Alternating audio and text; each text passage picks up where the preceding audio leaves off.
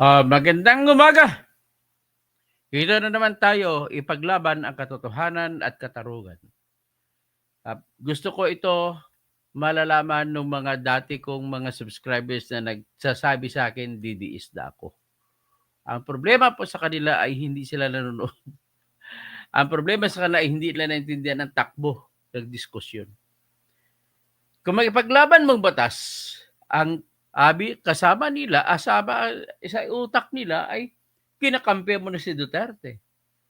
For Diyos por santo naman. Maging matalino naman kayo sa pakinig, pag-analisa. Hindi naman kailangan maging magaling sa pagme-memorize para malaman nyo kung sa Bisaya pa yung tumong o yung objective o yung pakay ng lahat na ito. In-expose kong batas, nilagay ko ang mga pangyayari. Wala akong magawa kung anong pangyayari. Ala ka naman sabihin ko na nanalo si Digong o natalo si Digong kung naman kung ano na sinasabi. Kagaya na natalo siya sa usaping jurisdiction sa pretrial chamber. Binalita ko naman. Ano pang problema to? Ang problema sa Pilipinas kaya hindi masinso, maraming mga nagkukunwaring alam, hindi naman pala talaga alam. Yan ang problema. So magandang umaga, kapatid ko, na si Dennis Kausig, yung ating mga patay, Noy. Siyang namatay po kapatid namin, nais ko lang umpisan, samantalahin ko, nakaitim po ako ngayon.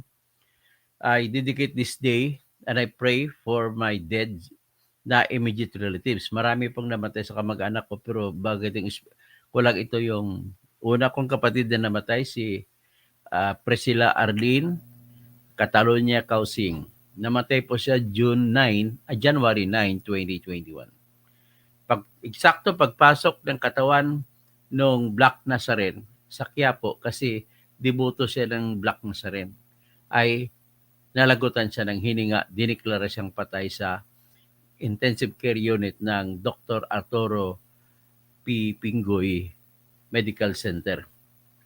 Kasunod na namatay po ang kapatid namin ni Dennis Causing na si Marcier, o tinatag namin Yugi Catalonia Causing Das King, kasi King naging husband niya.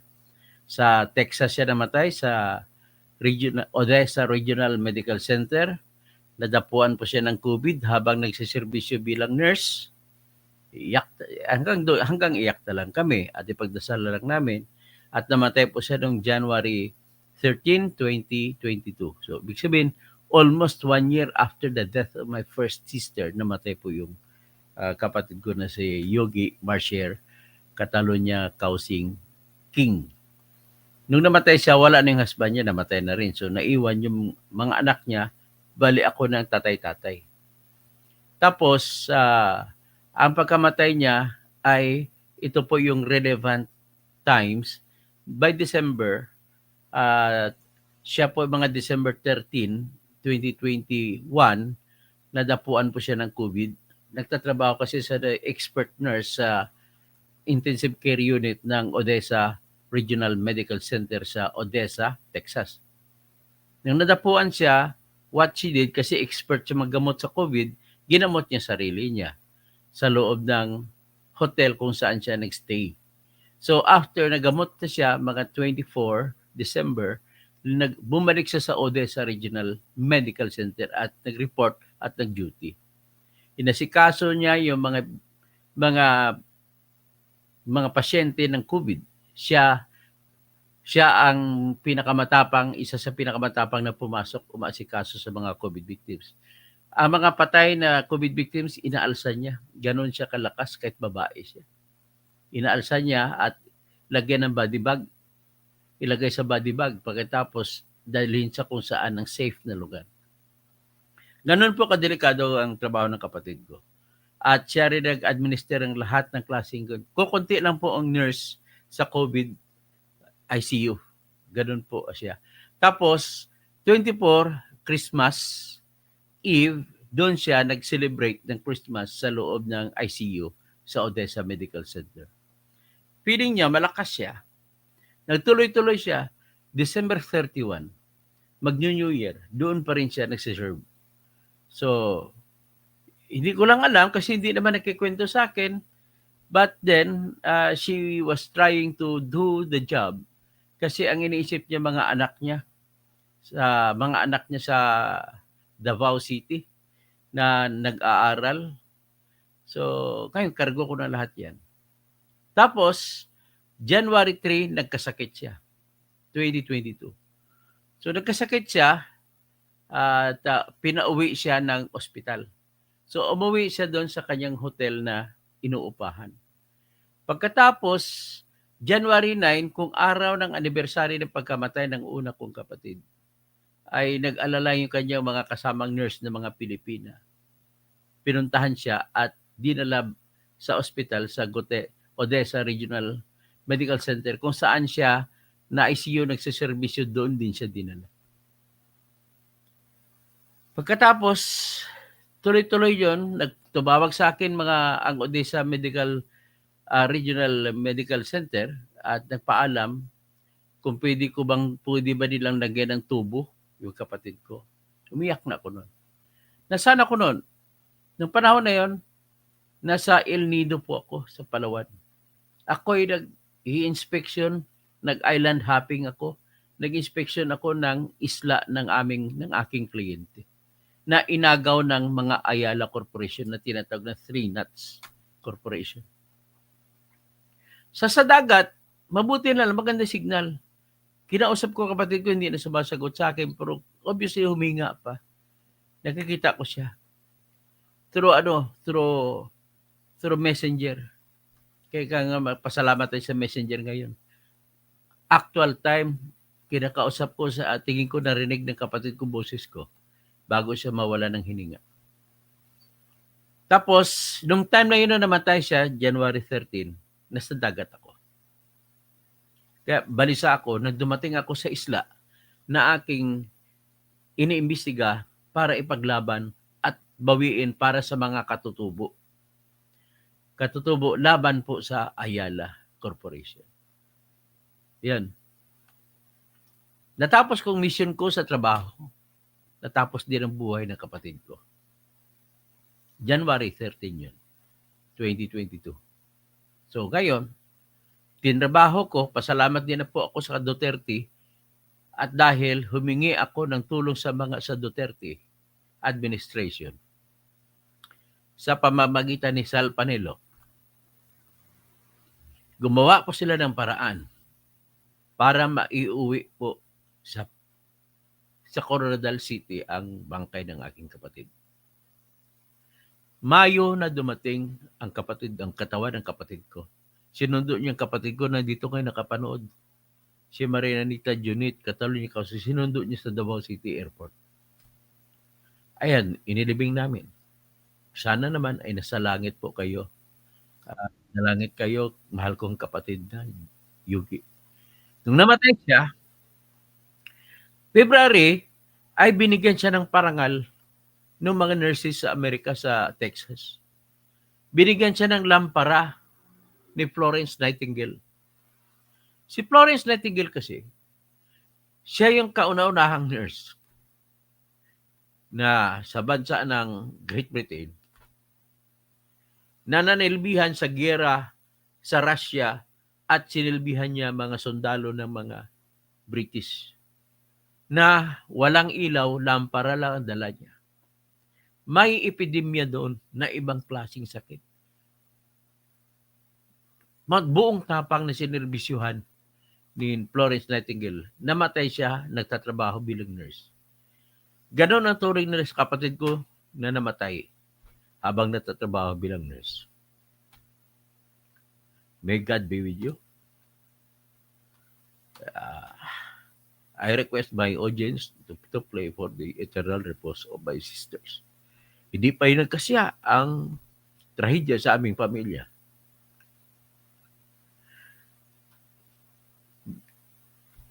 January 31, February 2, binalita po sa mga TV na yung abogado ni Percy Lapid, tinanggalan ng lisensya. Ako yun. Na-dispar po ako. Ang rason po ng pag-dispar na ginamit ng Supreme Court sapagkat hindi na daw ako natututo at pinablis ko pa sa aking Facebook account ang reklamong plunder na ginawa kong laban sa congressman, kanyang mga kapatid. nasa overpriced po na kontrata na kumita sila na 206 million. Imagine lumalaban ako para ibalik yung pera ng pamahalaan. Tapos sabi ng Supreme Court, mali raw ako dahil pinablis ko. At dahil doon, sinama. Actually, yung kasalanan kong iyon, sinabi ng Board of Governors ng Integrated Bar of the Philippines na hindi ako dapat parusahan ng disbarment, kundi reprimand lang, tapik sa balikat. At ang pinaka-problema ko rito, na naglabas ng kanyang findings of facts. Sabi, ano talaga nangyari? Isang abogado, Doc Ake, nalulungkot ako sa lahat ng abogado pa na yumari sa akin ay Batanggenyo pa. Ang Batanggenyo na si Attorney Gilbert, nakalimutan ang apelyido niya. Mamaya, maalala ko yan. Akalain mo naman na siyang investigating officer sa aking kaso. At diniklara niya na nagsinungaling daw ako nung pinablis ko yung aking plunder case.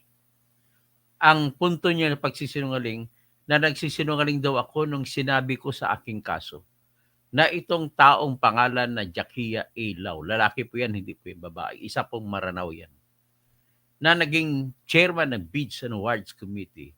Sinabi ko lang na siya yung chairman ng Bids and Awards Committee. At ang kasama niya dyan ay si Emerita Dizon. At saka yung kanyang kasama sa Bids and Awards Committee, si Mr. Sarip. So ngayon, sabi na daw, kasi nungalingan daw yung kasi nag-retire siya. Natanggal na siya sa Bids and Awards Committee noong September 12, 2017. Pero siya pa rin ang Bids and Awards Committee, September 11 pabalik. At ang kasama sa kaso na plunder na sinampa ko ay yung mga nangyari sa June at July na mga transaction na siya ang Bids and Awards Committee. Ngayon, ano ang binasihan ko sa pagsabi nun?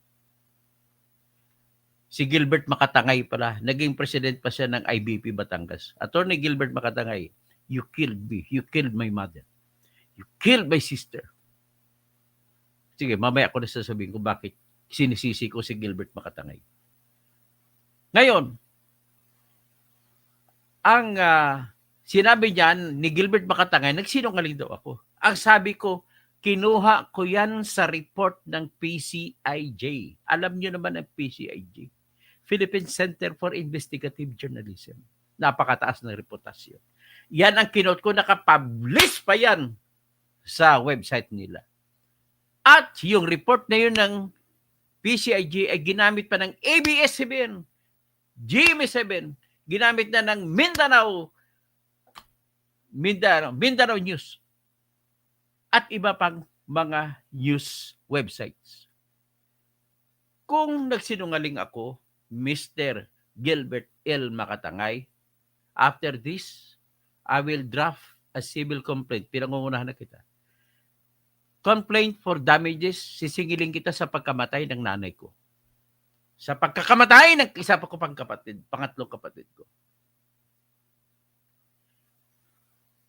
Sinabi ko na, pinakita ko na PCIJ, pinasiyan ko, how could I be considered as one who had lied when I had that basis, when I said that Jakia A. Lau was the chairman of BAC? Grabe ka. Ang alam ko, Gilbert Makatangay, magalit ka man hindi, binigyan ka ng pera ni Ferdinand Hernandez, na congressman namin dati. Binigyan ka ng pera para magkaroon ka ng findings of fact na nagsinungaling ako. Ngayon, sinampahan ko si Gilbert Makatangay ng disbarment sa Supreme Court. Pinasagot siya ng Supreme Court.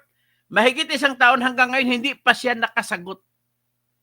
Presidente ka pa naman ng IBP Batangas. So with that, ang nanay ko, nung nabasa sa TV na nadisbar ko, bigla lang po siya natumba, nalagay sa kama, hindi na nakabangon. Pinadala ko, inuubos lahat ng aking naipundar, bahay at lupa, binenta ko, para lang maigamot ang nanay ko. Sa ICU din ang nanay ko. Doon din siya namatay. Mula noong February 2 hanggang June 21 ng 2023, hindi na siya nakaalis. Doon na rin siya nahininga ng huling hinga niya. Namatay siya. Pero bago niyan, mas namatay din ang una kong kapatid, isa pa pangatlong kapatid ko, na board member ng South Cotabato, na halal po ng board member. Si Lindale Causing. Ang nanay ko naman namatay si Marianita Catalunya Causing. Mga kamag-anak ito ng pamilya Demerito. Si Janelle Demerito ng Bumbo, Iloilo, pamangkin niya. Tsaka mga Katoliko na family. Yan po, namatay siya. Well, sabi niya sa akin, ang huling gabi, don't cry. But I cannot stop myself from stopping the tears coming off my eyes. Sabi niya, don't cry. Tinanggalan ka man ng Supreme Court ng lisensya lang yan. Pero yung utak mo, utak abogado, hindi yan magtatakaw sa iyo, hindi manakaw sa iyo. Hindi ka maaring matanggal yan kahit ilang disbarment pa. Yan sinabi ng nanay ko. Pagkatapos, sinabi niya, after all, you are a civil engineer. Kaya lang, ang hirap din talaga mag-move on. Na kung gusto ko maghanap buhay bilang civil engineer, gusto ko maging Bryce Hernandez, gusto ko ba maging Wawa Builders, gusto ko ba mag-QM Builders, na magnanakaw ako sa flood control projects. I cannot do that. I cannot conscience that. Kaya nangyari, nagre-request ako sa inyo ngayon na sana nasa langit ang nanay ko ngayon. Pagkatapos ito, magsisindi po ko ng kadila para sa inyo. Ang isa kong kapatid na namatay ay namatay po noong June 10. 11 araw lang ang pagitan. O 10 days ang pagitan. Nang namatay naman nanay ko. Ang kapatid ko namatay din sa cancer. Na-hasten, na-speed up yung cancer niya. Nung umiyak din siya nung malaman na natanggalan ako ng lisensya. See, Gilbert Pakatangay, look at what you did to me. Just because of your erroneous factual decision. Ipinaris po yun. Sa nauna pa akong nasuspende 1 year sapagkat na-publish ko yung petition for declaration of nullity of marriage nung lalaki na nanloko sa aking client na OFW. Pinakasalan yung client ko na OFW, may asawa na pala siyang iba. Tapos ang ginawa ng lalaking yon, nagsampa ng petition for declaration nullity of marriage. Karamihan tinatawag ninyo na annulment. Ang rason niya dahil pinikot lang daw siya. Akalain mo, biniktima na yung babae. Kwentuhan mo pa na siya pang nang-agaw sa iyo na mas masama. Hindi mo pa nga binibigyan ng sustento yung anak niya. Di ba? Si Rodriguez. Pangalan Rodriguez. Kalimutan ko pangalan niya. So anyway, ang nangyari naman po diyan ay suspendido lang ako. Kasi mayroon secrecy, code of secrecy, confidentiality. Kapag tinatawag na family court ay dapat family court cases dapat sikreto. Nagkamali ako doon. Inamin ko naman 'yun. Tinanggap ko na yung parusa sa akin. Pero ang argumento ko doon, hindi mo masasabi may code of secrecy na completely covered by the family court confidentiality rule. Bakit? Kasi nagsampa din ako ng bigamy at public trial naman bigamy. So how can you now reconcile the two situations? Yung situation na family court case siya, nagsampa siya ng annulment. Family court, secret. But the problem is, nagta-trial kami sa bigamy. Public trial. So how can you reconcile those two cases na yung facts of the case sa aking bigamy ay the same facts of the case din sa kanyang bigamy. Maliban lang sa tinwist niya na pinikot siya. Yan po. Namatay po yung lalaki, si Mr. Rodriguez, Engineer Rodriguez. Namatay siya nung natanggap niya ang desisyon ng korte sa bawsi na sinampa ko. Na pinagbabayad siya nung natanggap niyang desisyon na stroke, namatay. Sino may kasalanan dyan? Yung sheriff? Yan po ang kwento ng buhay namin. Ang kapatid ko naman na babae, board member. Namatay siya. Pumalit po ang kanyang anak na 24 years old.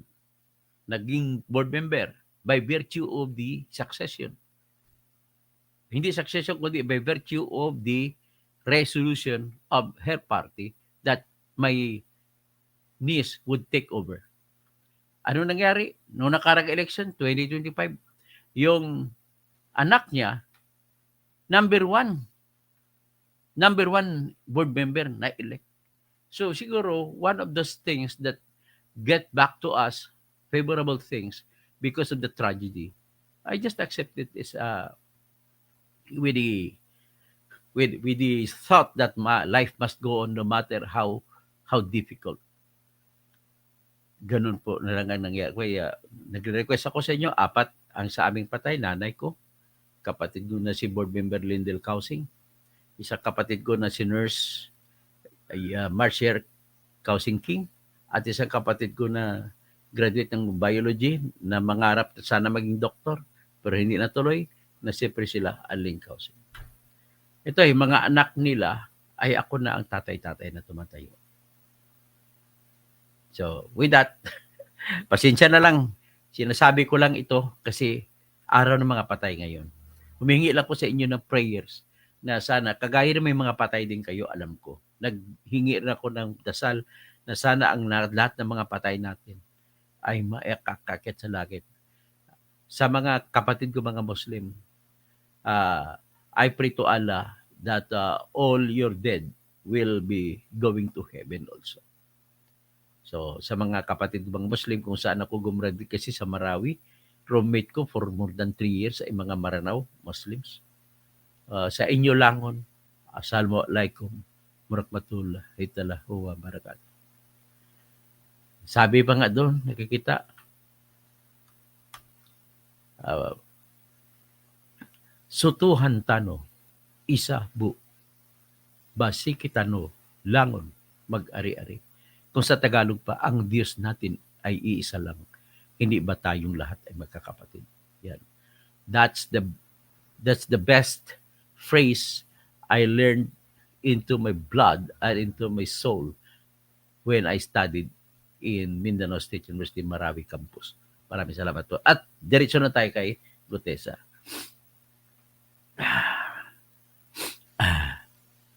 Okay. Ito po ang ating pag-usapan. Nabisto ni Marcoleta kasi pinapalabas po na may nakita kayong viral na pinapalabas sa Facebook na kunwari si Gutesa ay lumagpalabas ng binaliktad niya kanyang statement. Nabisto, trabaho po yun ng mga troll. Trabaho po. Alam mo kung sinong troll ang ginamit nila? Saudi Arabia. Sa Saudi Arabia po sila gumamit. Nakuha lahat ang telephone numbers, nakuha lahat ng mga email addresses, at ito po, pakinggan po natin para maintindihan natin. Pero bago natin maintindihan, ilabas ko muna dito, alin ba yung affidavit ito? Affidavit ni Gutesa na sinasabi na, nagsabi daw siya na binabawi niya at saka pinilit lamang daw ni Marcoleta at saka ni Defensor. Tika muna. Mag-imagine nyo ba kung paano mapipilit, paano mangyari na kayang pilitin nila ni Marcoleta at saka Defensor, si Gutesa? May baril ito. At saka wala silang pera pambigay at ang kalaban ay si Romualdez, si Zaldico at saka si BBM. How come na nagsalita siya at nakita nyo naman nung tumistigo ay sagot kagad? Nang tinatanong siya ng sagot kagad. That is the mark of truth for a witness. Okay?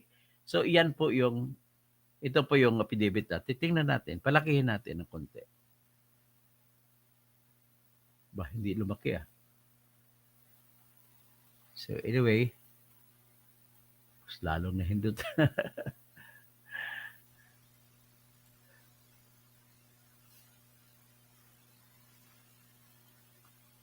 So, anyway, ano natin. Wala na.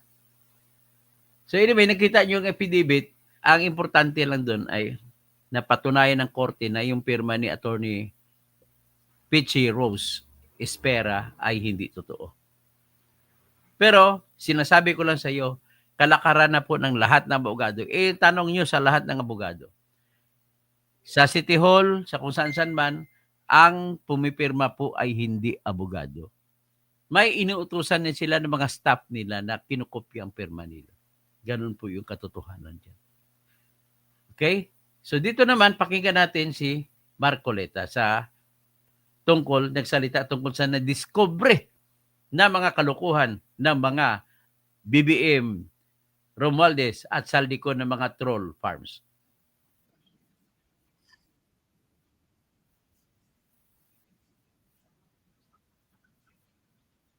Dali lang. Bibalik ko. Papasokin mo.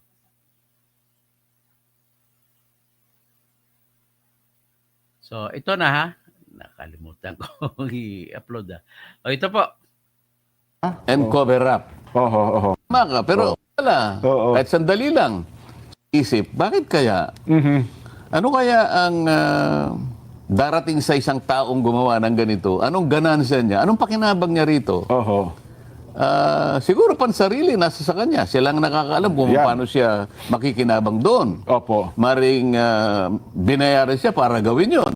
Di ba? Opo. So ang objective niya para manggulo lang, o kaya takutin yung mga ibang tao, o kaya bigyan ng alalahanin ng mga taong malapit sa akin siguro. Yan. Oho. Katulad mo, di ba? Ay, opo. Talaga naman. Mabuti na. Siguro kung hindi tayo magkasama, baka napaniwala ka eh. Totoo Pansamantala. kayo. Kahit sandali lang.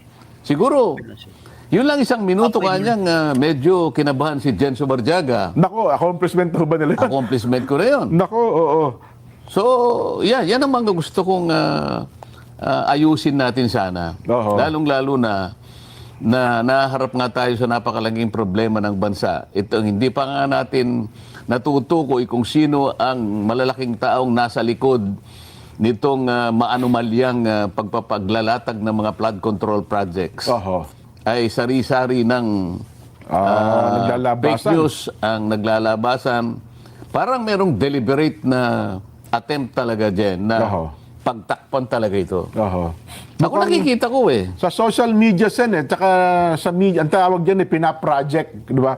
Mukhang pinaproject kayo na ganito po ang ipinta sa tingin ng ating mga kababayan. Tama ka, pero kasama yun doon sa grand design eh. Merong grand design. Talagang to malalim protect po and cover up. Oho. Meron akong 5 natukoy na mga pamamaraan kung paano nila i-float yung isang grand design to protect and shield the mastermind. Yung mga okay malalaking po. tao sa likod ng maanumalyang yan. Una, yung scapegoat strategy. Scapegoat strategy, okay. Hahanap sila ng sino yung mapagbalingan nila. Ang napagbalingan nila ngayon, sapagkat wala rito, ay yung dating Congressman Saldico. So, gusto nila doon lang matuon. Doon lang ma-focus ang usapin. So, yun ang magiging scapegoat nila. So, parang kapag yun ang nadiin mo, ligtas na lahat. Pwede, Sana kung ma-establish natin, Yun ang hanggang storya, doon no? lang. Okay. Kaya lang, nagsisigaw ang mga ebidensya. Oho. Nagsisisigaw at lumalantad, naghuhumiyaw Opo. ang mga Totohanan. Oho. sentimiento na hindi lamang kay Saldico eh.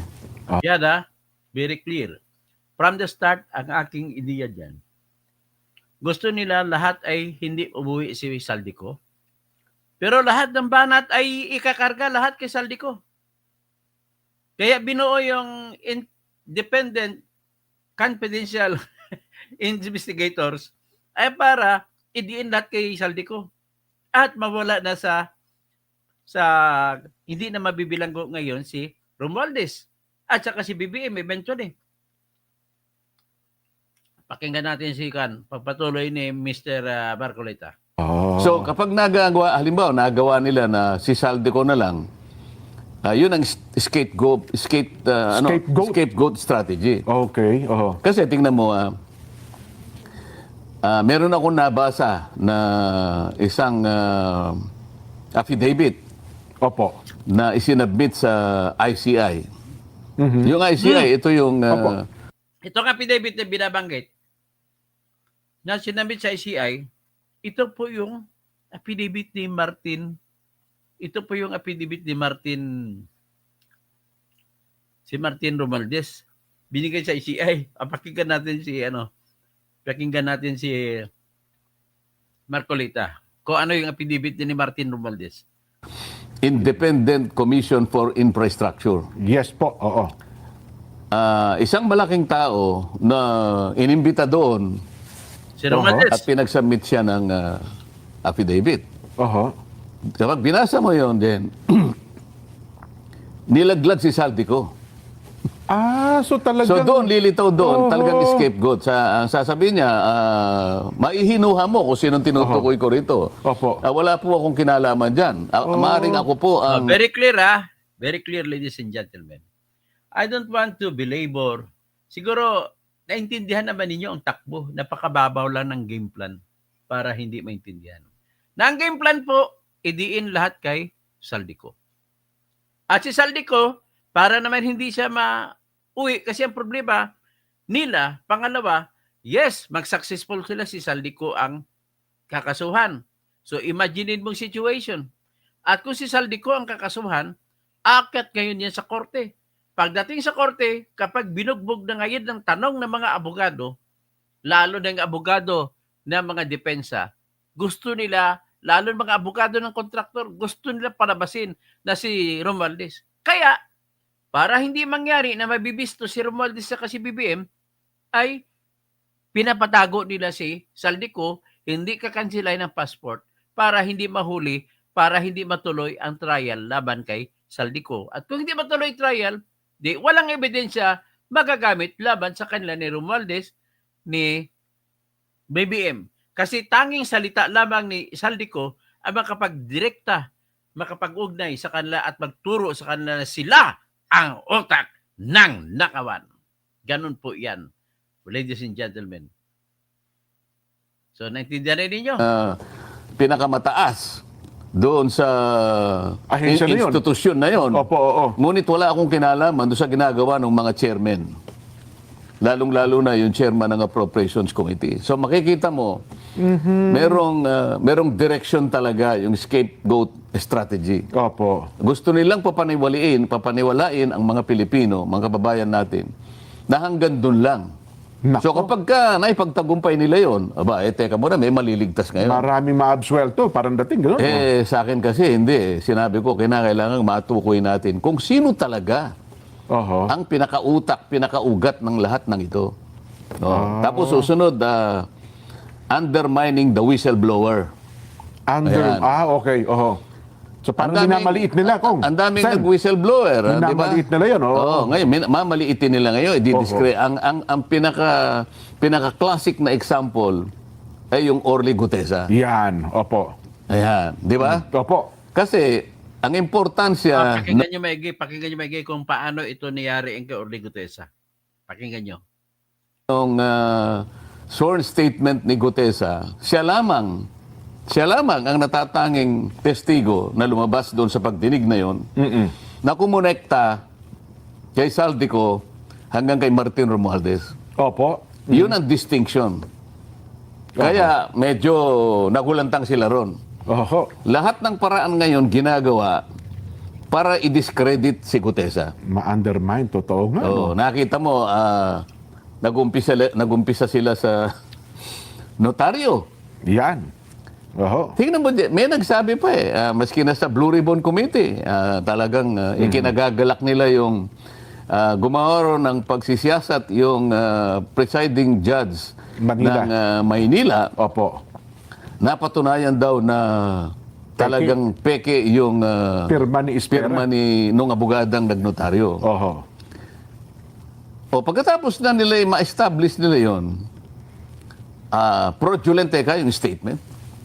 Sinundan ng gano'n. Oo. Oho. Unang-una, hindi man lang nila pinag-isipang mabuti, maaari ngang hindi pirma yun nung inaakala ni Gutesa na nagnotaryo sa kanyang dokumento. Mulat sa pool naman talagang peke yung pirma, hindi talaga Oo. yung attorney. Oho. Pero hindi man lang nila sinikap napuntahan, pwede naman nilang puntahan eh. Ituturo naman sa kanila. Oo. Saan ba kayo nagpanotaryo para makita natin sino ba yung nandyan? Yan. Kung oho. hindi yung pumirma, sino yung nandyan? Oho.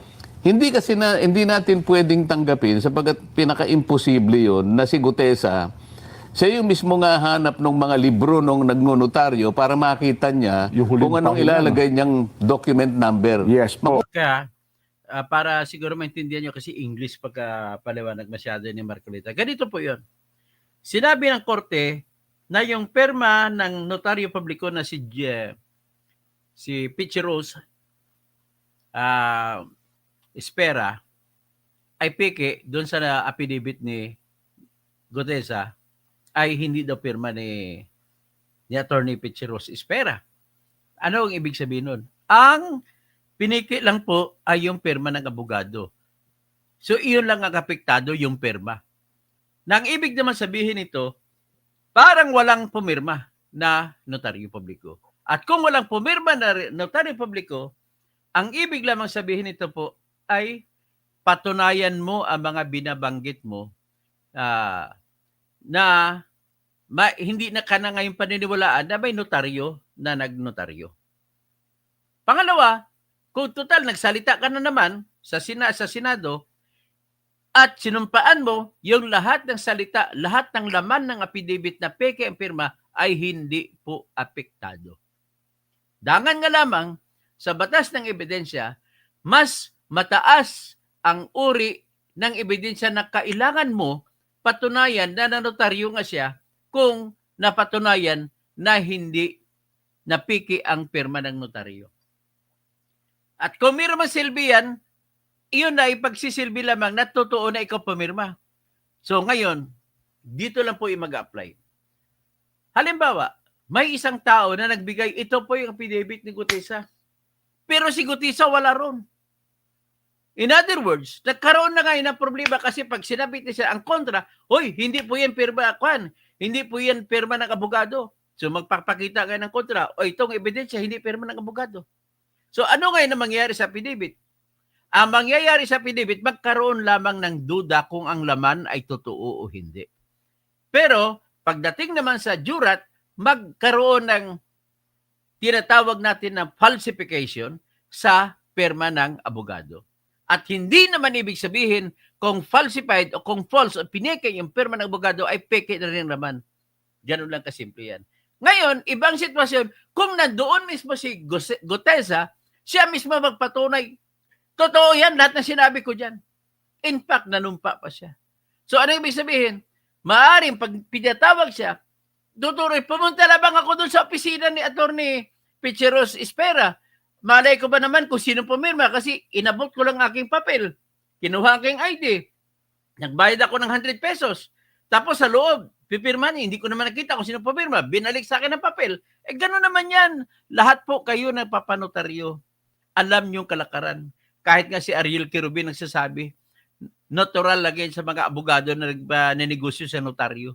Hindi po sila pumipirma kundi mga sekretary nila. Ganon din si Marcolita.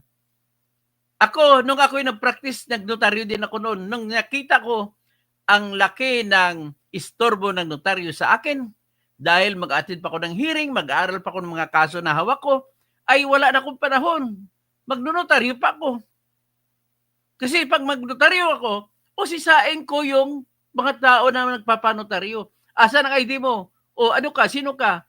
Ikaw ba to? Papipirma. Ang ginagawa ko, pag may nakita akong pirma na pa-affidavit o kung ano man klaseng affidavit o pagbebentahan man, acknowledgement man, pinapapirma ko ulit yung tao na nagpapanotaryo. Bakit? Para makasiguro ako na kanyang pirma ngayon. Pero isturbo yun. Ang masigil mo lang, kukunti lang. That's why ako, nung ako'y nag-practice sa pag-abogasiya, mga 2 taon lamang o 3 taon lamang ako isang taon, 2 taon, nagnotaryo, wala na. Hindi na ako nagpatuloy. Kasi istorbo talaga. Pero may ibang abogado po, naghanap buhay talaga sa notaryo. Pero ang paghanap buhay sa notaryo, pasensya na kayo mga panyero, katotohanan naman yan na secret, kumbaga open secret sa lahat, na pag mapanotaryo ka, kahit sa mga city hall, alam mo naman na ang pumipirma hindi abogado, kundi yung kanila sekretary. Kaya napatunayan ng korte na hindi pirma ni Espera yung pirma. Pero nevertheless, it doesn't matter because what is important is the contents. At kung contents, paniniwalaan ngayon ang laman ng contents kasi tumayo pa rin si Espera, nandun siya, tumayo pa rin si Gutesa, nandun siya. Ibang sitwasyon kung wala si Gutesa. Babasura talaga yun kung wala si Gutesa. Kaya lang nandun siya, nanumpa siya at nagsasalita. So, dapat maintindihan nyo ngayon. Example, nagbenta ka ng lupa. Nagbenta ng lupa ang iyong kinakasuhan. Ang sasabihin mo ngayon, hindi naman totoo yan. Kasi, yung pirma ng notaryo ay napatunayang peke. Ang usapin, ang pinanotaryo ay deed of sale. Tapos, kapatid mo nagpapirma. Tapos sabi mo, hindi totoo yan. Kasi gusto mo, ang lupa ay hindi ka na binigyan. Ang namatay ang tatay-nanay nyo. Pinapirma yan nung panahon na patay na tatay-nanay nyo. So paano makabangon sa libingan ang mga tatay-nanay para pumirma para ibigay sa isang kapatid ang lupa? Isang ebidensya na hindi totoo. Pangalawang ebidensya, nakakuha ka ng ebidensya na yung notaryo nakapirma dyan ay hindi sa kanyang pirma yan. So, ano ibig sabihin yan? Ibig sabihin po yan ay magkaroon ng duda na ngayon sa dokumento na pagbebenta at magiging dahilan para ideklara ng korte na null and void ang bentahan at ibalik sa kung sino dapat ang nagmamayari ng tinatawag na estate ng mga patay. Ibalik sa pangalan ng original na may-ari ang titulo. So, ibig naman sabihin yan, kung peke ang titulo, kung peke ang jurat, anong ibig sabihin yan? Kaagad-agad ba ideklara na ang bintahan ay null and void? Sabi ko kanina, ang ehemplo kanina, namatay na yung mga tao. Pakita mo lang ang death certificate na mas maaga pa nangyari ang kamatayan kaysa pirma, automatic na yun kahit walang ebidensya para sa pagpeke ng pirma ng notaryo publiko. Pero halimbawa, buhay pang nanay at tatay sa petsa na pagpirma, sa petsa na pagnotaryo, tapos ang notaryo publiko ay peke pala. Anong ibig sabihin nun? Null and void na ba kagad? Basura na ba kagad yung papel sa pagbenta? Hindi po. Ang ibig lang sabihin yan ay nagkaroon na ngayon ng obligasyon ang nagpakita ng bentahan na patunayan nila na totoo nga nagkaroon ng bentahan. At pumirma nga ang may-ari ng lupa. Yan lang po ang ibig sabihin yan. So ngayon, ipagpatuloy natin ito yung explanation ni Marcoleta. Kukuha lamang yun doon sa pinakalibro nila eh. Yung notarial register nila, sunod-sunod yun magmula sa number 1, 2, 3. Sa pagdaan ng panahon, dadami yung nagpapanotaryo. Opo. Doon sa panahon na si Gutesa ay pumunta ron, nasa 500 plus na yun eh. Opo, pati Halimbawa lang, yung pinanotaryo ni Gutesa ay number 522 na yun. Opo. Paid sa limbawa 125. Saan makikita ni Gutesa yun kung hindi sa mismong libro nila na nandun sa loob ng kanilang opisina? Tama. Oho. Pagkatapos, dinakita ko numari Ni Gutesa yun, nakita no? ni Gutesa. Oho. Palagay mo, nagkaroon ng milagro, nakita ni Gutesa yun. Yan. Saan niya kukunin yung stamp pad? Ayun. Para i-stamp niya doon sa pinakahuling bahagi para lumitaw lahat yung notarial details. Oo. At saka yung sa lugar ng nagnonotaryo eh. Sa ganong stampad, may tanong diyan si ex-Justice Antonio Carpio. Sabi niya, hindi siya maniwala na nagsisinungaling si Sergeant Gutesa. Bakit? Mas mahal pa magpagawa ng stampad. Mas mahal pa magpagawa ng seal ng abogado. Kaysa yung magpapirma ka, magbayad ka lang ng 100, 150 pesos. Kaya hindi siya maniniwala na namiki si Gutesa. Okay? Kumbaga si Gutesa ay naging biktima lamang ng negosyo ng abogada na yan na si Attorney Pitzeros Espera. Yung kasi dahil Maynila yon, merong isang maliit na At saka tika pala bakit lumabas si Espera? Kasi po, siya po ay officer, empleyado siya ng BGMP, Bureau of Jail Management and Penology. At kung empleyado siya, madali siyang tawagan ni John Vic Remulla. Hoy, bawiin mo yung ano mo doon, notaryo mo. Kung hindi, tatanggalin kita sa BGMP. O, ganun po yun. na kailangan itatak din, opo. tapos itatatak mo Manila. Nakuha uli ni Gutesa yung ganun. Nako, oo. Naitatak ni Gutesa. Oo. Pagkatapos, nakita pa ni Gutesa kung nasaan yung dry seal. Yung dry seal ng attorney. Nako. At siya Ang mismo mahal yung kaya. nag-dry seal ng ganun, ano? Yan, oo. Pagpagawa ng dry seal po, 2,000 po ang bayad. Pagpagawa ng tatak, stampad, ang singil sa akin yan, 1,000 pesos. Tsaka niya ipinirma, halimbawa. Oo. Kunwari si Gutesa na lang ang Ang gumawa ng lahat ng yon. Oh. paano magagawa ni Gutesa na hanapin yung notarial register ng taong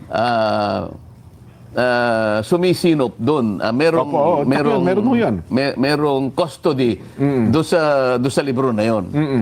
Paano pinahiram sa kanya kung pinahiram man yung, hindi ba? Opo. Kung hindi pinahiram, sapilitang kinuha ni Gutesa para sa ganun ay magkaroon ng tatak. Meron dry seal. Palihim niya lahat ginawa yun. Hindi Oo, ba? Oo. Parang ang hirap paniwalaan ah. Ngayon, Oo. kung halimbawa hindi nga pirma nung abogada, maaaring hindi niya nga pirma, pero Totoo. ang pinakatotoo rito, Oo. meron kang itinalagang tao dyan Yan! na kinasangkapan mo, kausap mo, palagian, sapagkat nandun na sila pinapirma mo. sa Book 8 eh. Opo, pang-8 libro na nga po nila, Sen. Oo. Isipin mo na lang, yung Book 1 halimbawa, Diyan tayo dito. bakit nasa sentro ngayon? Ito yung pinag-uusapan natin, undermining the whistleblower. Oho. Ngayon, ito, i-discuss natin. Kahapon, Jen, Opo. ito yung pinakahuling ginagawa nila para i-discredit nila si Gutesa. Opo. Okay. Merong post sa isang page na kung tawagin ay Kabayan Patrol. Nako, oo. Sinirculate ito across sa social media. Ito Viral yung yan. nakalagay na post na kung pwede na si Direk. Ayan, ayan. Ayan, sinasabi niya, Orly Gutesa breaks silence. Pinilit lang ako nila Defensor at Marcoleta. Oho. Isip-isipin mo yan, Jen. Gutesa admitted that he was forced to sign a fake affidavit against Speaker Romualdez out of fear and pressure. Ito, nakuha na namin kung sino yung gumawa. Tama, kita mo yung sitwasyon. Pinapalabas nila na nagpapalabas na nakausap na daw ng Kabayan Patrol si Gutesa at sinabi niya na pinilit lamang siya. Asan yung pruweba na nakausap nila? Wala, kwento lang. Kwento lang kasi wala. Bakit ko nasabi kwento lang? Kasi wala namang ebidensya, walang ikinabit na affidavit na bagong affidavit ni Gutesa. Wala. So that means to say they are just inventing if only to discredit the evidence. Nito eh. Yung page po mismo. Yung Opo. page na ito, ang ginagamit niya dyan ay mga troll farms, ha? Makikita mo na troll farms kasi pinakita nila rito, ang mga accounts ay Vietnamese eh. Ganun po? May Vietnamese accounts, karamihan ha. Oo. So kung nako. halimbawa sa 1,500 Vietnamese at yung iba pa Arabic accounts, para Nako. kunwari maraming Marami sumusuporta. nag-suporta at kumukomment. Opo. Oo, ha? Ngayon, ibalik nga natin doon para makita. Sinuri ko rin ito. Saudi Arabia na pinagmulan itong media group na to nagpalabas ng affidavit ko no, nagbanggit ko no si Gutesa na dinidison niya yung unang affidavit niya na kung siya pinilit lamang ni Defensor at saka ni Marcoleta. Sino ba naman itong dalawang ito? Wala namang pera ito, wala namang armas to para matakot ang isang marin. Ang natatakot sa marin ay si Saldico. Ang pinakatakot na ng mga marines, yung maraming pera, Saldico, Romualdez. Pero bakit nagsalita pa siya doon? Walang sinumang tao o po sa Senado na may kakayahan na magsalita ng tuloy-tuloy kung siya ay nagsisinungaling. Ako po, matagal ng abogado. Pwede ko sabihin, eksperto ako, magtuturo ako kung paano magkukrusiksam. At sa pagkukrusiksam na yan, diyan mo makikita kung ang tao nasasabi ng totoo, hindi.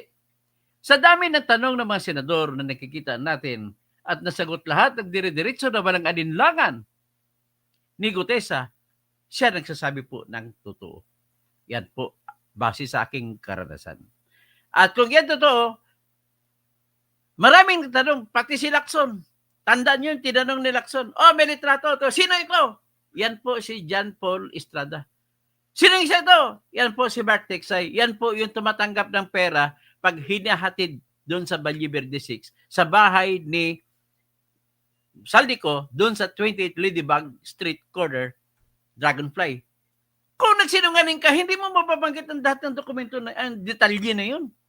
Tapos binanggit pa kung saan hinatid. Detalyado rin. 42 McKinley Street, unang bahay. Pag ibang mga delivery, binanggit saan? Sa 19 Nara Street na bahay pa ni Michael Yang.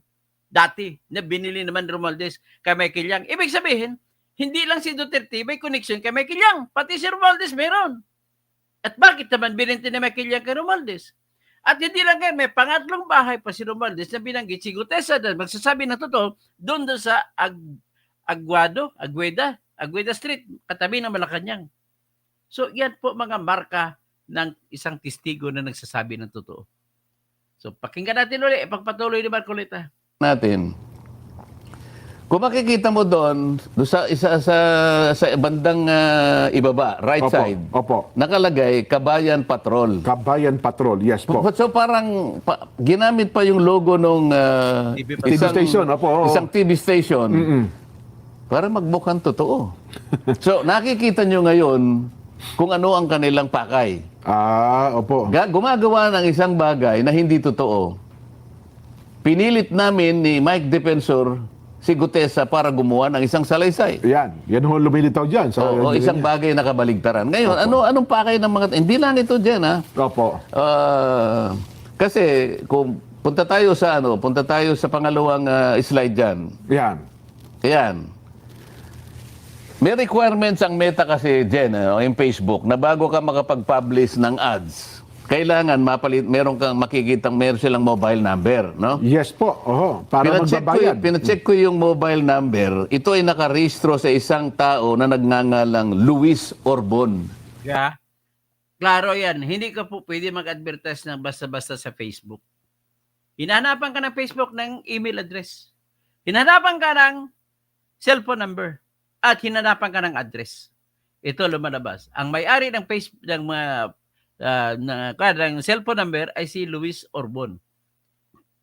Tama po ito kasi hindi po pwede i-rehistro ang lahat ng SIM card number kung hindi ka mag-email kung mag-text doon sa NTEC at ipakita pa yung ID number mo. At i-verify pa yan hanggat babalik ang text. Papayagan ka na gumamit ng cellphone number na yan. At sa email address ngayon, hindi po basta-basta mag-create nga ng email address. Pag mag-create ka ngayon, hanapan ka ng ID. So, ginamit niya ng pangalan ay Hello. Pero ang ginamit niya na website, cdgmediaminds.com. Ibig sabihin, imbis na Yahoo, private na website ang ginamit. Private na domain, cdgmediaminds. Tapos ang website niya, cdgmediaminds.com. Buksan nga natin yung ang website ito. cdgmediaminds.com. Yan, tingnan natin kung ano ito. Aba, hindi makuan. Hindi lumalabas. Sinara na. Nako, sinara na yung website na ito. Tingnan natin, ha.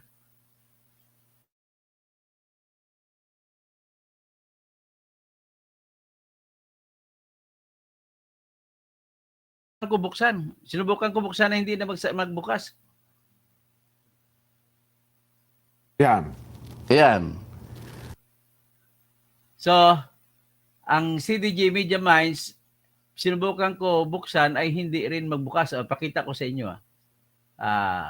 Bago yung pagpatuloy natin kay Marcoleta, ipakita ko muna sa inyo yung pagsubok ko na buksan ng cdgmediaminds.com. Yan po O nakita ninyo? Can't be found. Can reach this page. Subukan natin ulit. I-refresh natin. Wala. Ulitin natin.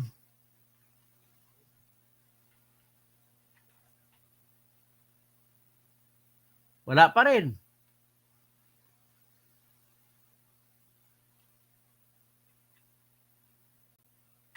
Wala. Ibig sabihin, peke po ito na website to, gawa-gawa lamang. Yan po ang cdgmediaminds.com na nagpalabas ng istorya na kuno si si Gutesa ay bumaliktad na. Grabe ito. Marami talagang inventor sa Pilipinas. Balik natin si Marcoleta. May requirements ang Meta kasi, Jen, yung Facebook, na bago ka makapag-publish ng ads, kailangan meron kang makikitang meron silang mobile number, no? Yes po. Oho, para magbabayad. Pinacheck ko yung mobile number. Ito ay nakarehistro sa isang tao na nagngangalang Luis Orbon. Ayan, no? Luis Orbon. Oo. Okay. So, isa sa pangalawang requirements ng Meta, kailangan meron kang email. So, makikita mo dyan yung email nila. Ayan, no? Oho. Hello at cdgminds.com. Ang ano kasi, Media yung, Minds. yung ang ginagamit nila ay CDG. Yung advertiser is CDG Media Minds. Yes. Ayun makikita mo, no? Oho. So, yung phone number nakarehistro kay Luis Orbon, ayan ang email nila. At ang website nila, nandyan din dyan, mababasa mo, cdgmediaminds.com. Opo. Ang address nila ay Pasig City, NCR. Yes po. Oho. So, kung nakikinig si Luis Orbon dyan, Kung totoong tao ba yan? Oho. nagtatago bilang CDG Media Minds sa anino ni Luis Orbon. Oho. Huwag ka na magtago sapagkat alam mo, kilala kita. Ano ba? Kilala pala ng personal ni Marcoleta. Masyado namang babaw ang pagtatago kasi nila eh. Halatang halata. Akala ba ganun nila? mo ba? Oho. Alam mo, Luis Orbon, Patawag sa Senado. siguro Luis Orbon. maaring na-underestimate mo ako na hindi ko kayang suriin kung nasaan ka o kung sino ka. Oo nga. Makukuha kita eh. Maghintay ka lang. Oho. Kasi akala nyo, hindi kayo marunong sa computer, Sen. At saka, hindi kayo marunong sa social media, no? Oh, hindi nga ako marunong, pero may pamamaraan naman Ayan, tama po May kayo. pamamaraan tayo dyan, di Oo. ba? Ngayon, puntahan natin yung ibang slide natin. Oh, yan. Ayan ang itong CDG Media Minds Sige, hanggang ay dyan na lang. nag-handle ng 4 na pages. Hanggang dyan lang ating muna. Kasi medyo mahabang oras na. Siguro yung si Attorney Picheros Espera, hindi naman ito kamag-anak ng kaibigan ko si Jules Espero. O, saka Ella naman na magkaiba. Okay. Sabi ni at least sinara na daw ang website kasi lagot sila. Announces, Saldico Romualdez 100% guilty. Witnesses po, VP Sara Kungab, dating Congressman Marcoleta, Senator J. Kung Toby Chanco, Kung Prasco, Kung Barsaga, at marami pang iba. Tartaro, dami troll ni Bangag.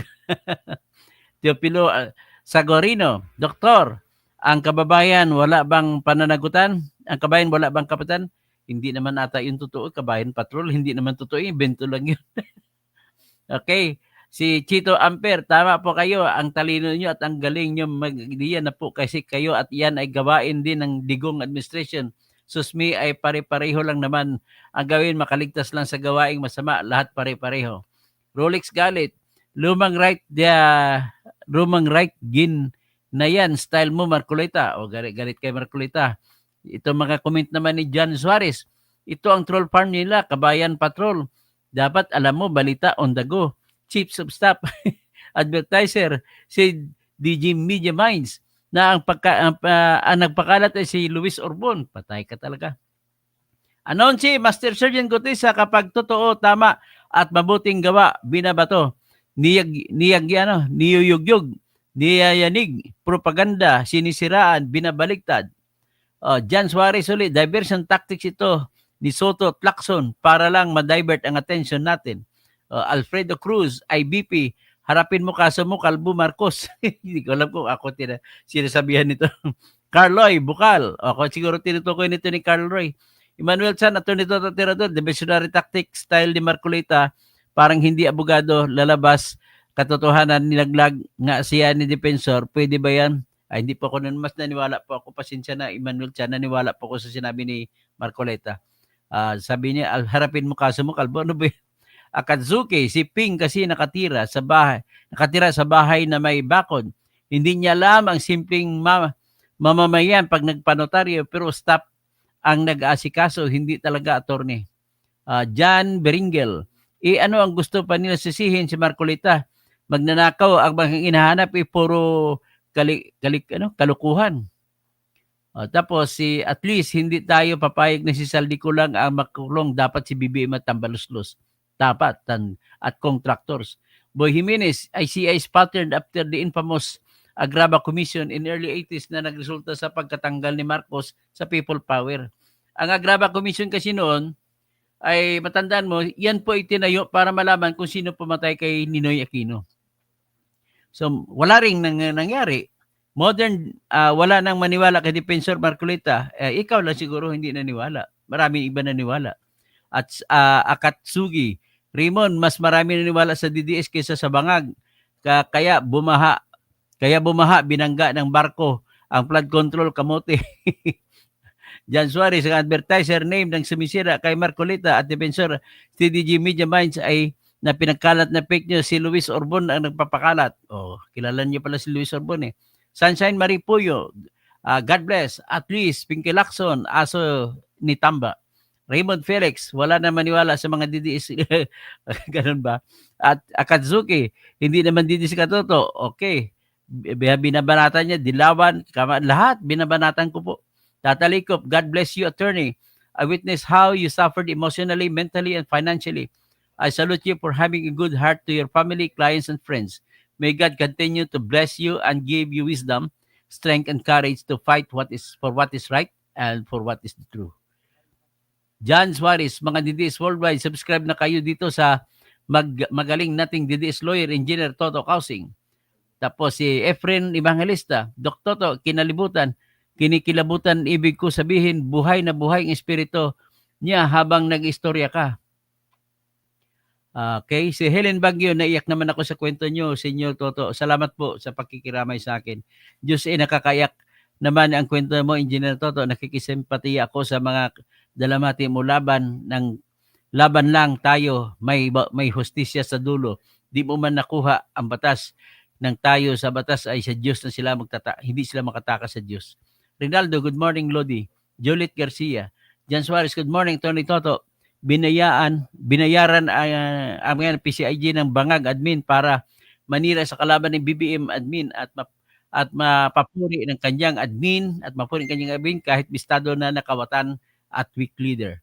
Dong Berdon, sir, saan makikita mababasa ang ICC ang magbabayad kay Kaufman sa cousin? Nasa batas po ng ICC yan, Dong Berdon. Grace Almazan, Terry Aid ako sa kwento ng buhay mo, Diyan na Toto. Especially si sister mo na nurse din po ako. Ay salamat, alam mo po yung kwento ni Florence Nightingale, dedicated nurse siya. Okay, salamat po Grace Almazan. Diyos tama yan, Attorney Toto, labanan mo sila nang may madadala sa abuse of power. Disbarment din ang kaso muna sa kanila. Reggie Regal Felipe, Dr. Toto, nakikiramay po ako sa pagpano ng mga kapatid at trials in life mo. Pray lang po tayo at may Diyos. Okay po. John Dubs, wow, idol, sumasakit ang mga mata ng mga baser mo dahil sa nilagay mo ng silver button mo sa YouTube. Congrats. Salamat po sa silver button. Reggie Regal Felipe at Renati Ramos, agree ako sa observations mo. Good morning. So, Aki Lagman, Bernard Magtibay. So, life forever. Dr. Kasing, marami kasi dyan nagkukomento na against sa katotohanan na sinasabi mo ay mga bayarang troll si BBM at Romualdez. Diyan sila binabayaran sa pagkontra kapag nababanatan ni BBM at Calyado. Gregorio Tan Malapi, I agree with you. Lydia de Vera, Maranita, Janet Catalunya Kausing, kapatid ko.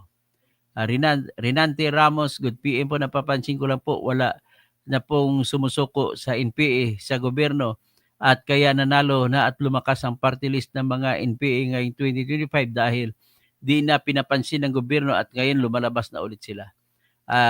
Douglas Jr. Mercurio, Dr. Obos ng pera ng government gamit ang confidential funds para sa pinagbili ng ads. Jocelyn Victorino, maraming salamat at tinutulungan nyo ang mga bansa at mga tao. Gele Ramirez, good morning, watching from Cagayan Valley. Jocelyn Victorino, good morning po. Ricardo Aban, bakit kailangan na sirain ang buong nagsabi ng totoo ng walang perang kinurakot sa bayan. Bakit bangag? Bakit busit? Pastor Rodi Rabi, stay safe. Lidio de Vera, Apo Sir Toto, pansin ko lang, naging pro Duterte ka. Wala naman, hindi naman kung tingin mo maging pro Duterte ako dahil po nagkataon ng mga batas na pinaglalaban ko ay papabor kay Duterte. Regal Philippe, si Marine Sergeant Gutesa ang star witness sa flood control anomaly leading to Tambalus, Saldico, Rakot at eventually the mastermind Bangag. Lily, magandang umaga po Lily. Okay, salamat Lily. Helen Baguio, naimbang nga bigat mo po senior. Kausing, naimbang nga bigat kada kayo amin, mga kabsat ko. Lalo na kay Chavit Singson. Tapos sa mga kabalin na imbag mayap aabak. Crispin Rivera, mayap aabak. No? Tapos si Jimenez 1060, good morning Sir Toto, watching from Chicago. Dennis Kausing, my brother, Regal Felipe. Okay, hanggang dyan lang po tayo at maraming salamat. At tayo po ay mga isang oras na mahigit. Si Fred Edor Zaita, Rina Torre Falma, tapos si Anonsi, tapos si Ramos Taneo, tapos sa Cristito Dayaday Katunaw, Anonsi. Magandang umaga po sa inyo lahat.